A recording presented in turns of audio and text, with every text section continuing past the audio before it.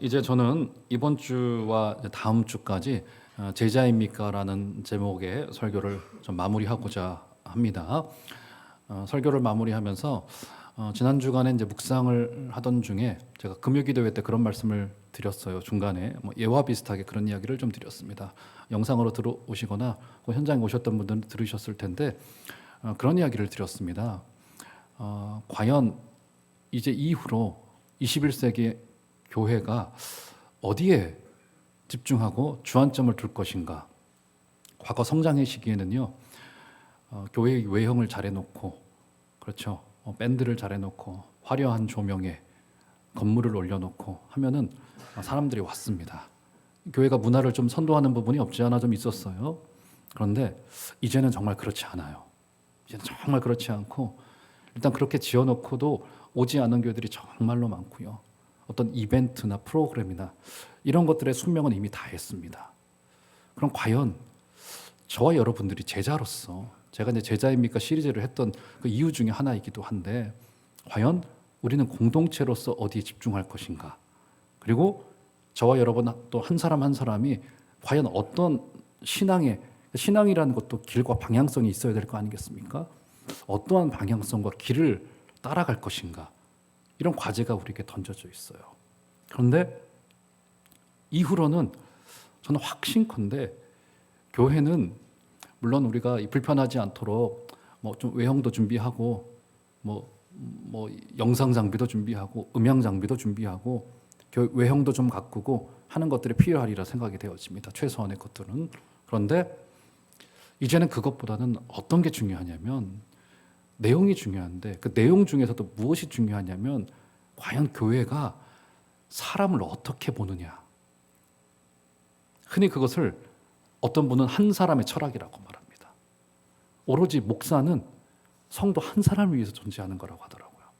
저희 스승은 그렇게 가르치셨어요.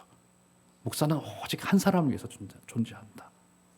그래서 과연 우리 종암제일교회 공동체가 우리 교회라는 것이 늘 문턱이 있기 마련인 거잖아요. 그것은 어쩔 수는 없어요. 우리가 연약하기 때문에. 그런데 얼마나 이 문턱이 낮아져 있는가. 과연 우리 교회를 낯선 분들이 들어오실 때 기꺼이 들어올 수 있겠는가. 특별히 불신자들이 들어와서 기꺼이 자신의 무신론을 가졌다라고 하는 것은 굉장한 괴로움이거든요. 왜 괴로움입니까?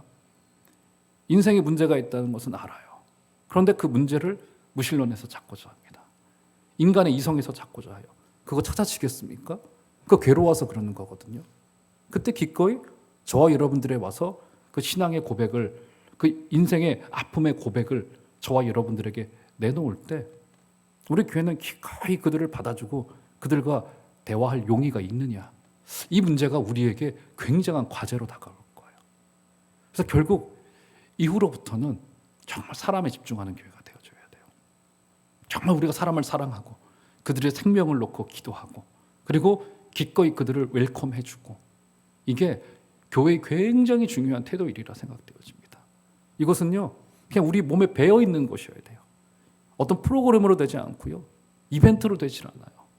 정말 교회가 저로부터 시작하여서 사람을 존중하는 태도, 사람을 사랑하는 태도를 가지고 있느냐.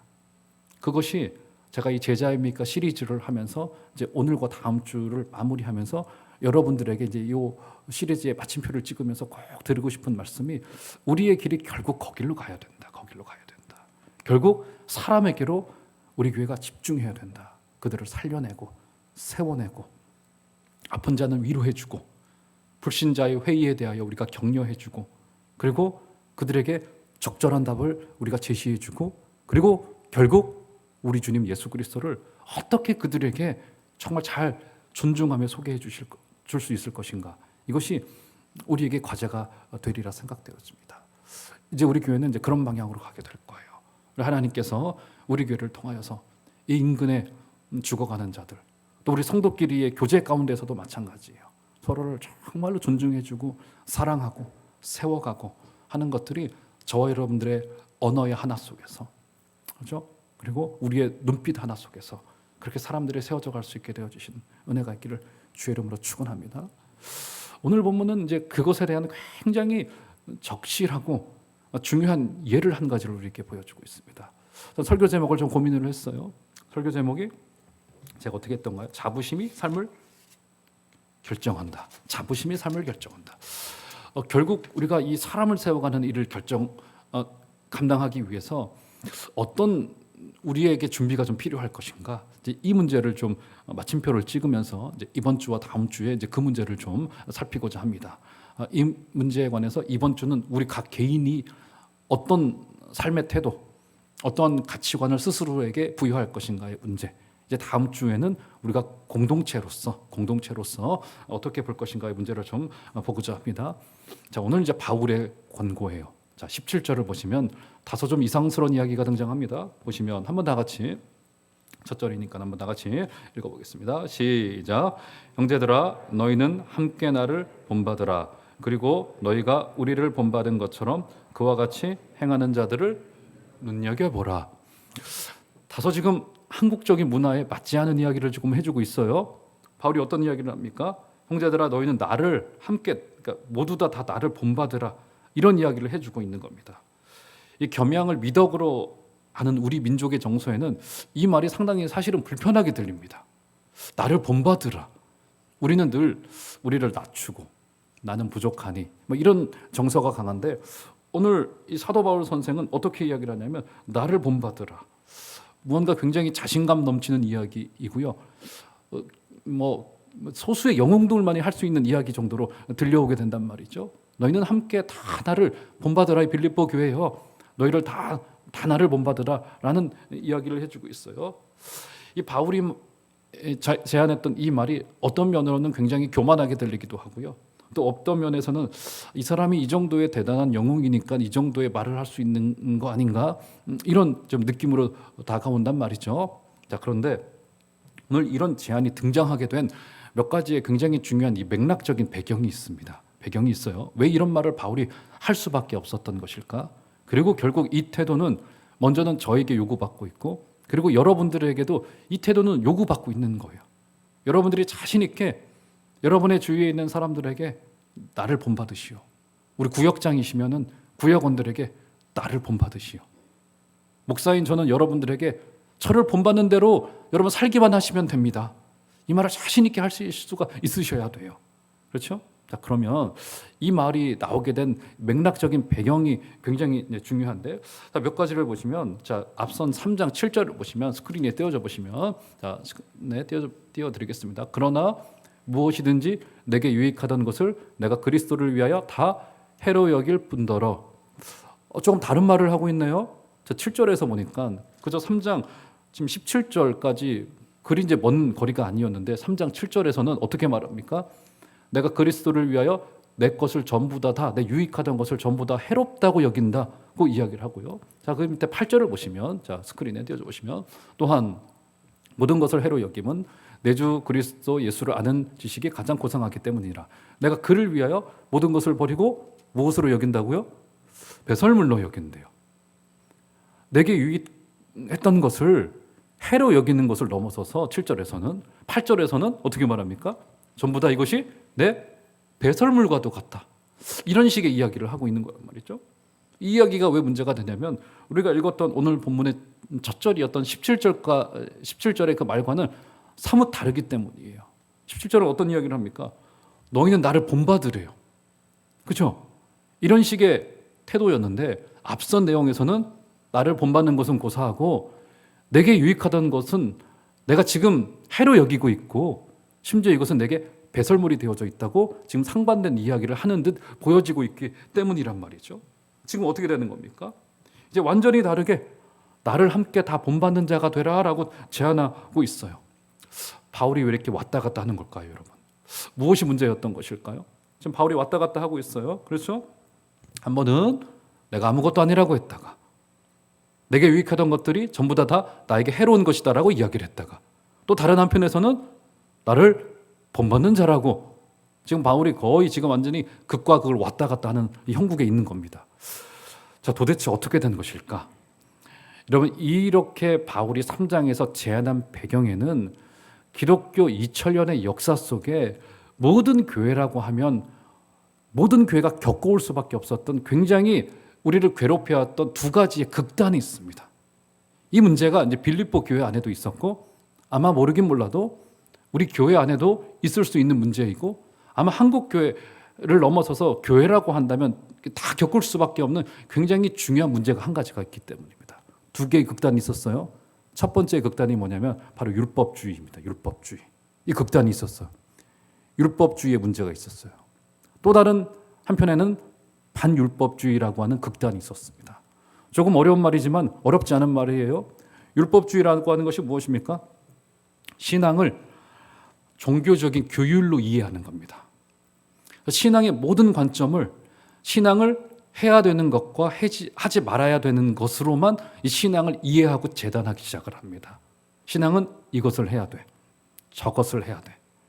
이것이 강한 교회는 그래서 그 교회마다의 특성을 강조해요. 이것을 꼭 해야 되고. 그래서 그 교회에 가면 이것을 하지 않으면 좋은 신앙이 되질 않아요. 제가 한 번도 말씀을 드렸는데 제가 이제 대학생 선교단체 이제 20대 시절에 한 1년 정도 있었습니다. 뭐 이름만 되면 다 아는 굉장히 이 기강이 셌고 이 선교단체 내 규율이 굉장히 강했던 그런 곳이었었어요. 그래가지고 거기에서는 옷 입는 거, 심지어는 어떻게 하냐면 음식을 사 먹을 때 얼마 이상 먹지 마라. 중국집 가면은 짜장면, 짬뽕, 볶음밥 그 이상 먹으면 안 됐어요. 그러면 뭔가 돈을 낭비한다고 생각했던 거죠. 옷을 입어도 2만 원짜리 청바지 이하를 입어라. 상표도 정해주고 이런저런 상표는 입지 말아라. 그래가지고 죄송하지만 제가 있다가 견디지 못하고 나왔습니다. 자유로운 저희 심성하고 너무 맞지 않아가지고 제가 은근히 이렇게 널널한 사람이거든요. 뭐 맞지가 않더라고요. 이런 종교적인 교율을 공동체에 내둬요. 그런데 여러분 생각을 해보십시오. 이런 교율이 처음에 들어왔을 때는 굉장히 선한 의도로 들어왔을 거예요. 그런데 세월이 지나가면서 신앙을 논할 때 그 공동체 내의 교율만이 남아있게 되는 거라고요. 여러분 이런 모습들이 성경 속에서도 등장하죠. 어떻게 등장합니까? 초대교회 때는 특별히 갈라디아서를 중심으로 하는 바 여러분 어떤 문제가 등장합니까? 할례의 문제가 등장하잖아요. 이 할례를 해야 되냐 말아야 되냐의 문제가 초대교회 때는 굉장히 중요한 사안이었습니다. 그런데 같은 교회를 섬기고 있는 2000년이 지난 우리들의 심정과 우리들의 시선으로 봤을 때는 여러분 이 문제를 가지고 그렇게 교회가 팍 터지게 싸웠어요. 그 문제가 여러분 어떻게 느껴지십니까? 우리는 웃지 않을 수가 없어요. 아니 별거 아닌 문제를 가지고 이 문제를 가지고 이렇게 싸우고 있네?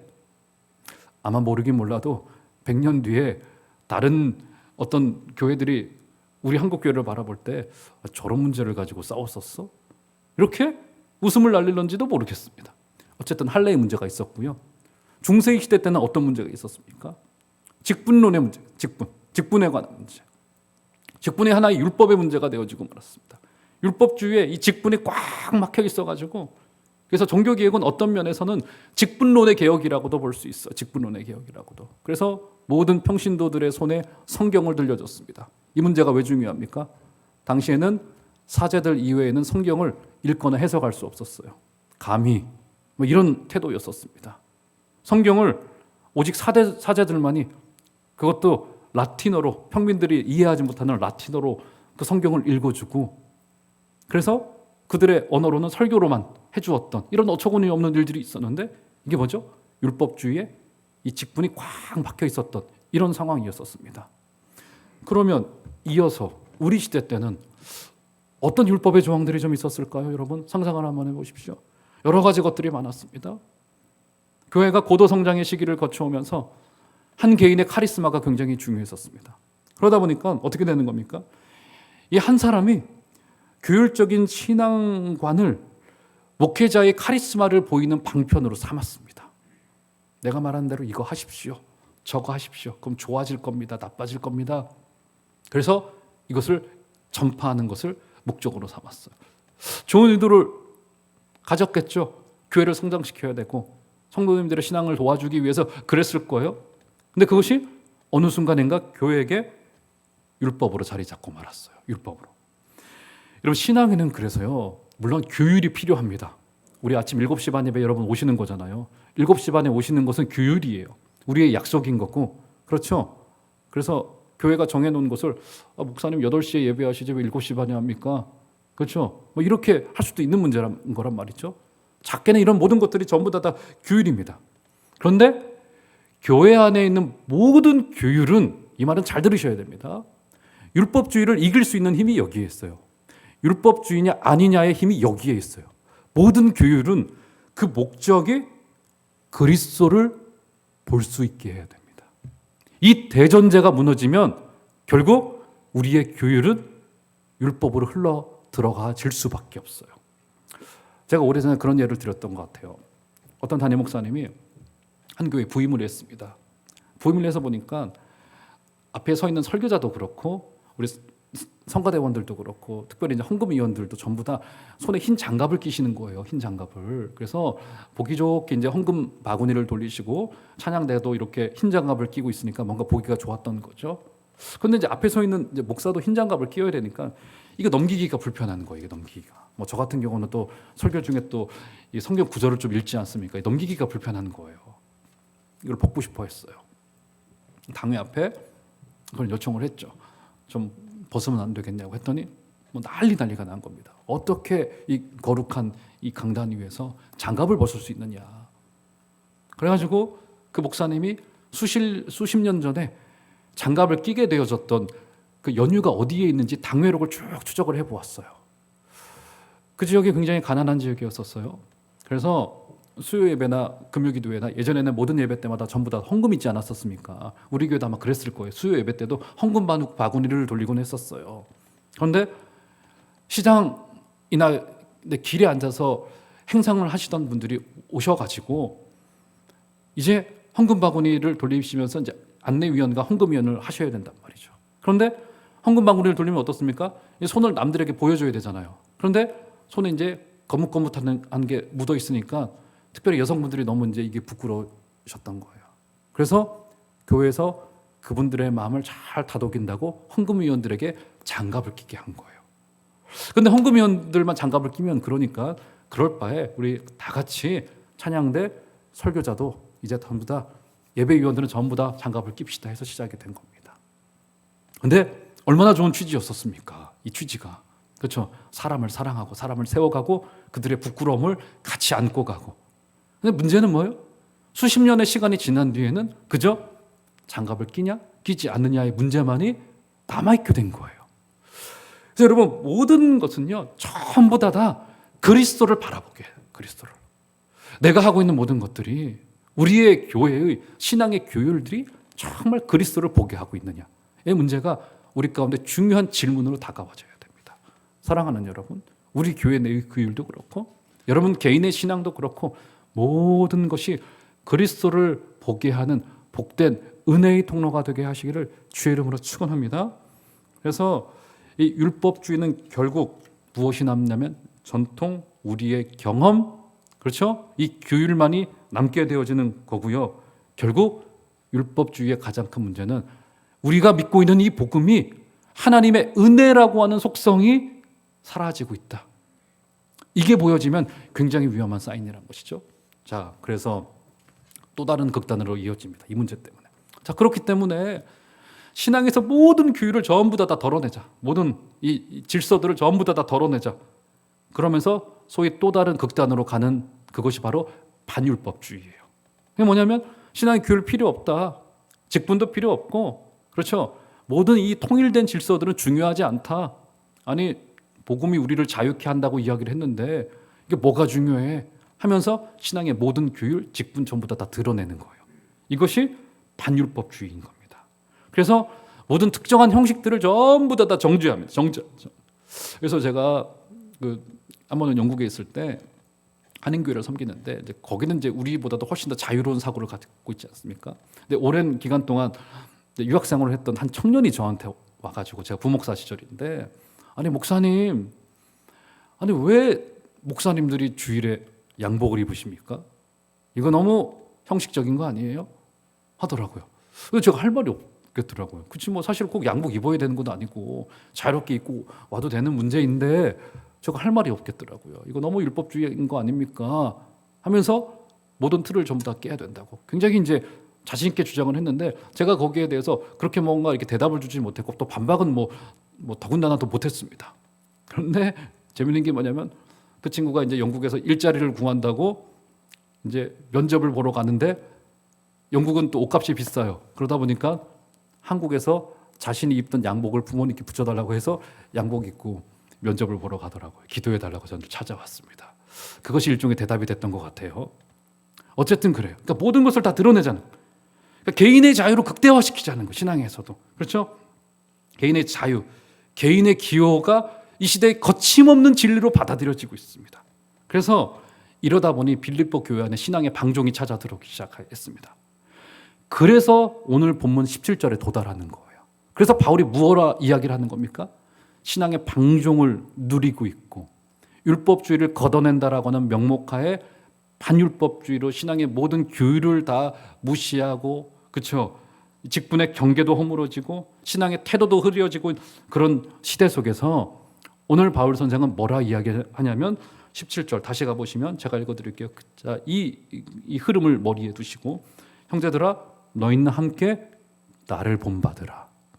그러니까 이 말은 그저 바울이 내가 얼마나 신앙생활을 잘하고 있는지 너희들도 알지, 나를 따라오면 돼, 좋은 일이 있을 거야, 이 이야기를 하는 것도 있겠으나 그것보다는 빌립보 교회 안에 찾아 들어왔던 신앙의 방종, 직분도 허물려 하고, 그렇죠, 개인의 자유로 극대화시키려고 하고 신앙에서도 내가 믿는 것이 중요한 거야 라고 하는 이 개인의 자유에 대한 잘못된 이 목회적인 판단 때문에 바울은 여기서 너희는 다 나와 함께 본받는 자가 되라 라고 지금 제안하고 있는 겁니다. 그래서 바울은 이런 이유 때문에 자신의 경험과 자신의 이력이 아무것도 아니라고 말하면서 또한 동시에 자신을 본받으라라고 자신 있게 이야기할 수 있는 이유가 여기에 있습니다. 참 이런 이야기를 하는 바울이 저는 부럽습니다. 이런 이야기를 하기에 굉장히 요원한 시대를 살아내고 있고요. 지금 저와 같은 목회 지도자들이 그저 사고만이라도 치지 말자는 소극적인 태도로 목회를 임하는 것이 굉장히 불안한 시대가 되어졌습니다. 저와 같은 목회자들 중에서 과연 몇 명이나 우리 성도님들을 향하여서 저를 본받게 여러분 사시면 됩니다, 저처럼만 사십시오 라고 누가 말할 수 있을까요? 그리고 그런 요구를 받는 성도님들께서도 바울 같은 목회자의 삶을 얼마나 따라가려고 할까요? 우리는 이런 요구 앞에 큰 도전을 받습니다. 사랑하는 성도 여러분, 한국교회에 지금 존경받는 스승이 없다라고 한탄하고 있는 시대 속에서 저는 바라기를 제가 여러분들에게 여러분 저처럼 사시면 하나님께 은혜를 받은 겁니다 라고 말할 수 있는 분들이 우리 교회 안에는 많이 일어났으면 좋겠습니다. 여기 중직에 계신 분들이 우리 앉아 계신데 우리 모든 분들이 우리 약한 성도를 향하여서 저처럼만 사십시오, 저처럼 기도하십시오, 저처럼 신앙을 지켜주십시오 라고 여러분 자신 있게 말할 수 있는 성숙된 신앙으로까지 여러분들이 자라나게 되시는 복된 은혜가 있으시기를 주의 이름으로 축원합니다. 자, 이런 이야기를 하면서 이제 바울은 자신의 모범과 이제 나를 따라 살라고 하지 않았겠어요? 자, 자신의 모범과 반대로 사는 사람들에 관한 이야기를 좀 하고 있습니다. 자, 18절로 가보시면 자, 이런 이야기 등장해요. 자, 18절. 자, 다 나를 본받으라, 다 함께 나를 본받으라 이야기를 했는데 그렇게 본받지 않고 살아가는 사람들에 관한 이야기를 해요. 18절. 내가 여러 번 너희에게 말하였거니와 이제도 눈물을 흘리며 말하노니 여러 사람들이 그리스도의 십자가의 원수로 행하느니라. 아니 이거 조금 너무한 표현 아닌가요? 아니 나를 본받으라 했고 그것을 따라오지 않는다 하더라도 그것을 지금 뭐라고 표현합니까? 그냥 원수도 아니고 십자가의 원수래요. 굉장히 강력한 표현을 씁니다. 그렇죠? 지금 바울이 너희들은 다 함께 나를 본받으라라고 이야기를 했고 나를 본받지 않은 자들을 십자가의 원수라고 이야기를 합니다. 바울의 자신감이 일단은 대단합니다. 그렇죠? 자, 그런데 십자가의 원수라고 이야기를 했는데 그들의 특징이 19절에서 등장합니다. 19절 보시면 한번 다 같이 한번 읽어볼까요? 19절 시작. 그들의 마침은 멸망이요 그들의 신은 배요 그 영광은 그들의 부끄러움에 있고 땅의 일을 생각하는 자라. 자, 그들을 세 가지로 묘사합니다. 자, 눈을 여러분 본문에 한번 더 보시면은 어떻게 말하죠? 자, 그들의 마침은 멸망인데, 그렇죠?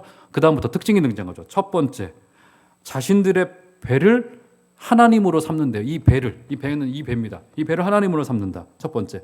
두 번째, 자신들의 수치를 영광으로 삼는다라고 이야기합니다. 자신들의 부끄러움을 모르는 정도가 아니라 그것을 영광으로 삼는데요. 두 번째, 세 번째, 땅의 것만을 생각한다. 이 세 가지의 특징을 가지고 있습니다. 첫 번째, 자신들의 배를 하나님으로 삼는다. 두 번째, 자신들의 수치를 자랑스럽게 여긴다. 세 번째, 땅의 것만을 생각한다. 이것이 그들의 특징입니다. 자, 그러면 첫 번째, 자신들의 배를 신으로 섬긴다는 게 어떤 뜻일까요? 욕심이 많아서 뱃속에 뭐를 넣고, 그렇죠? 우리가 흔히 생각하는 그런 관용적인 표현일까요? 자, 그것과는 조금 달라요. 성경을 한 군데 올려줘 보시면 로마서 16장 17절 18절 보시면 이런 이야기 등장합니다. 비슷한 표현이 등장해요. 제가 읽어드릴게요. 스크린에 눌러 보시면, 형제들아 내가 너희를 권하노니 너희가 배운 교훈을 거슬러 분쟁을 일으키거나 거치게 하는 자들을 살피고 그들에게서 떠나라. 자, 18절, 이 같은 자들은 우리 주 그리스도를 섬기지 아니하고 다만 자기들의 무엇을 섬긴다고요? 자기들의 배만 섬기나니 교활한 말과 아첨하는 말로 순진한 자들의 마음을 미혹하느니라 라고 하면서 자기들의 배만을 섬긴다라고 하는 표현이 등장하고 있습니다. 그러니까 바울의 교훈을 따르지 않고 분열하며 사람들을 넘어뜨리는 모습을 묘사하는 것을 배만을 섬기는 사람들이라고 여기서 묘사하고 있는 겁니다. 자, 그러면 도대체 배를 신으로 섬긴다는 게 뭘까요? 그것은 당시의 초대교회의 문제 중에 하나였던 그 정결법, 그러니까 음식에 관한 규례를 이야기를 하는 겁니다. 구약의 율법에 따라서 무엇을 먹으면 되고 먹으면 되지 않는다는 문제에 대해서 굉장히 강조를 했습니다. 그래서 무슨 말을 하는 겁니까? 이 뱃속에 무엇이 들어가는 문제가 중요하다. 그래서 지금 사도 바울은 그 문제에 대해서 이 배가 너희들의 신이구나, 이 배가.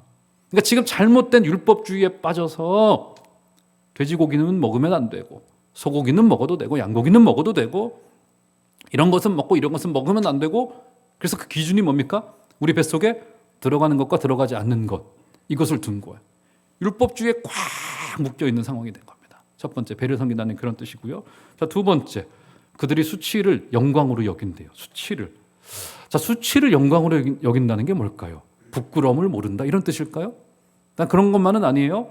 자, 이 수치를 영광으로 여긴다라고 하는 어떤 뜻을 가지고 있냐면, 당시에 유행하던 할례 문제를 이야기를 하는 겁니다. 왜 할례가 부끄러움이었을까요, 여러분? 여러분, 실제로요, 당시 이제 고대 헬라 로마 세계에서는 이 할례는 여러 면에서 놀림거리였었습니다. 왜요? 로마는 목욕 문화였었어요. 그래서 누구나 다 눈에 띌 수 있었습니다. 그래서 할례 받은 자들은 쉽게 웃음거리가 됐습니다. 그런데 유대인들은 그것을 자랑거리로 여겼어요. 이 문제가 그리 중요한 것도 아닌데 이것을 자랑거리로 여겼고, 오히려 지금 이방인들이 그것을 바라보면서 손가락질하고 자꾸 저거에 매여가지고 별것도 아닌 문제를 가지고, 여러분 아마도요, 교회도요, 만약에 종교적인 규례를 가지고 우리 안에서 팍 터지게 싸우면 교회 외부의 사람들이, 외부인들이 교회를 바라볼 때 어떤 태도를 가지겠습니까? 저거 별거 아닌 문제를 가지고 저렇게 싸우고 있네 하면서 아마 세상 사람들은 피식 우리를 향하여 조롱을 날리고 말 거예요. 지금 이런 문제인 겁니다. 지금 이런 문제인 거예요. 그들의 수치를 영광으로 삼는다라고 하는 것은 별것 아닌 율법 안에 있는 문제를 가지고 교회가 꽉 매여 있는 문제다. 지금 이런 이야기를 하고 있는 거예요. 자, 두 번째 그렇고요. 그래서 그들의 세 번째 특징 뭡니까? 그들은 땅의 것만을 가지고 살아났던 그들의 삶의 결과이다. 이 문제가 결국은 그들이 땅의 것만을 생각하였다. 그러면 반대로 무슨 말을 하고 있는 겁니까? 하늘의 것을 보지 못했다. 자, 그래서요, 오늘 말씀의 결론이면서 가장 중요한 20절로 한번 가볼까요? 자, 이제 해결책을 주죠. 자, 20절을 한번 다 같이 읽어보셔야 되겠습니다. 다 같이 한번 읽겠습니다. 시작. 그러나 우리의 시민권은 하늘에 있는지라 거기로부터 구원하는 자 곧 주 예수 그리스도를 기다리노니. 굉장히 멋있는 표현이 한 가지가 등장하죠. 우리의 시민권은 하늘에 있는지라. 여러분, 이 표현 어떤 상징적인 표현일까요? 관용적인 표현일까요? 맞아요. 상징의 표현인 것은 맞습니다만, 그런데 바울이 빌립보서에서 이것을 여러 차례 언급을 했습니다. 자, 빌립보서 1장 27절을 보시면, 자, 한번 보시겠어요? 자, 이렇게 말합니다. 1장 27절 초두에 보시면 오직 너희는 그리스도의 복음에 합당하게 생활하라, 이렇게 등장하고 있네요. 그렇죠? 여기도 시민권이 등장합니다. 어디에 등장합니까? 우리말 번역에는 등장하고 있지는 않지만 초두에 보면 그리스도의 복음에 합당하게 생활하라가 바로 그 말이에요. 시민권의 동사형 형태가 합당하게 생활하라라고 하는 뜻입니다. 무슨 말이 되어집니까? 결국 하나님의 시민답게 살아가라라가 바로 1장 27절의 의미예요. 하나님의 시민권자처럼 그 시민권자의 자부심을 가지고 살아가라, 이 말을 해주고 있어요. 여러분, 이 말이 왜 중요하고 왜 적실하고 왜 유효합니까? 당시에 빌립보라고 하는 도시는요, 로마의 퇴역 장군들을 전부 다 모시고 와가지고 도시를 새롭게 구성한 곳이었습니다. 우리나라의 세종시와 비슷했어요. 그래서 로마의 시민권자이면서 퇴역 군인들은 어떤 자부심을 가지고 있었냐면, 나는 군 출신이야. 우리도 과거에 그랬죠. 그리고 결정적으로는 나는 로마의 시민권자야 라는 자부심이 대단했어요. 그런데 빌립보 성도들의 대다수는 그렇지 못했어요. 로마의 시민권자들이 아니었었습니다. 그렇죠. 여러분, 우리가요, 어느 국가 시민인지는 굉장히 중요하고 중대한 사안입니다. 제가 2005년도에 관광이 아닌 이제 장기 비자를 가지고 영국에 입국을 하는데, 그때 당시, 지금도 그렇다고 하더라고요. 그때 당시에 모든 아시아 국가들은 장기 비자, 체류 비자를 가지고 들어오는 아시아 사람들에게 전부 다 이 가슴 엑스레이 사진을 요구했습니다. 왜 요구했을까요? 결핵 등 병이 있을지 모른다라고 하는 생각 때문에. 그때 박지성이 그 프로축구를 뛰고 있는 영국에서도 한국인들에게도 가슴 엑스레이 사진을 요구를 했어요. 제가 그 이야기를 듣고는 한국 병원에서 엑스레이 사진을 찍어가지고 제출하면 된다고 해가지고 가지고 공항에 들어갔어요. 히드로 공항에 제출을 했습니다. 안 된대요. 그리고는 일로 잠깐 오래요. 무슨 말입니까? 한국 병원은 못 믿겠다는 거예요. 그래서 공항에 마련되어져 있는 가슴 이게 엑스레이 찍는 그 기계가 있어요. 그 기계도 허름해요. 우리나라 게 훨씬 더 좋습니다. 그런데 거기 쭉 줄 서가지고 그걸 또 찍었어요. 그런데 제 앞에 있던 일본인 학생은 무사 통과입니다. 아시아 국가 중에 유일하게 일본만은 그냥 통과였어요. 지금도 그렇다고 하더라고요. 지금도. 근데 지금은 이제 엑스레이 사진을 찍어서 가지고 들어가면 한국 거는 받아준대요. 근데 그때는 받아주진 않았어요. 저는 한 2시간 정도 쭉 줄을 서가지고 엑스레이 사진을 찍고 들어갔던 경험이 있습니다. 뭡니까, 여러분? 바로 이런 거예요. 빌립보의 군 출신 로마 시민권자들은 이 사실을 마음껏 자랑했어요. 마음껏. 그래, 나는 로마의 시민이야 라고 하는 자부심이 있었다고요. 오늘 바울은 이 구도 속에서 이야기를 하는 겁니다. 우리 성도들의 시민권은 저기 하늘에, 하나님의 시민권을 가진 자로서 하늘의 높은 가치를 가지고 이 어둠의 세상을 살아내라고 하는, 비록 로마의 시민권은 없지만 우리는 하늘의 시민권을 가진 자들이다. 이 자부심이 결국 이 빌립보 성도들의 삶을 결정하게 될 것이다. 사랑하는 성도 여러분, 저와 여러분들이 반드시 잊지 말아야 될 중대한 사실은 우리 가운데 있는 하늘의 시민권, 누구도 빼앗아갈 수 없는 이 하늘의 시민권의 권리를 다 가지시고 이 자부심으로 여러분의 삶을 결정내 주시는 은혜가 있기를 주의 이름으로 축원합니다. 그래서 바울이 오늘 어떻게 이야기를 합니까? 20절 다시 보시면, 그러나 우리의 시민권은, 그렇죠? 그러나 우리의 시민권은 하늘에 있는지라. 거기로부터 다 누구를 기다립니까? 구원하는 자가 중요합니다. 구원하는 자. 소테르라고 하는 이 헬라 말인데, 이 구원하는 자는요 굉장히 독특한 표현입니다.